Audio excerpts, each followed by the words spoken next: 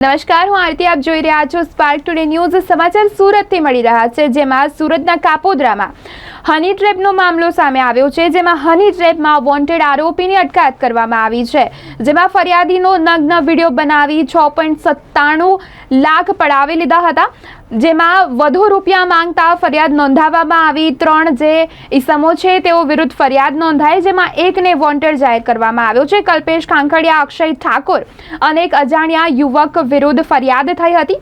ત્યારે પોલીસે 2 આરોપીઓને અગાઉ ઝડપી પાડ્યા હતા, અને જેમાં અક્ષય ચૌહાણને પોલીસે વોન્ટેડ જાહેર કર્યો છે. ત્યારે પોલીસે અક્ષય ચૌહાણને ભાવનગર ખાતેથી ઝડપી પાડ્યો છે. કાપોદ્રા પોલીસ સ્ટેશન ખાતે હની ટ્રેપનો એક ગુનો રજીસ્ટર કરવામાં આવેલ, જેમાં અગાઉ એક આરોપીની ધરપકડ કરવામાં આવેલ.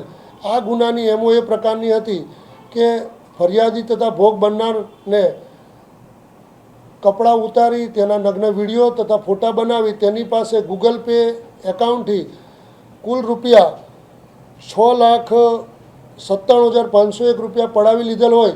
જે અનુસંધાને કાપોદ્રા પોલીસ સ્ટેશનમાં IPC 386 વગેરે મુજબનો ગુનો રજીસ્ટર થયેલ, અને આ ગુનાની તપાસ સર્વેલન્સ સ્ટાફના PSI શ્રી પંડ્યા સાહેબનો કરી રહેલ હોય. આ ગુનાના અન્ય એક આરોપી અક્ષય ઠાકોર જે મૂળ ગારિયાદરના હોય તેઓને ગઈકાલ તારીખના રોજ અટક કરવામાં આવેલ છે, અને હાલ આ ગુનાની તપાસ તજવીજ ચાલુ છે.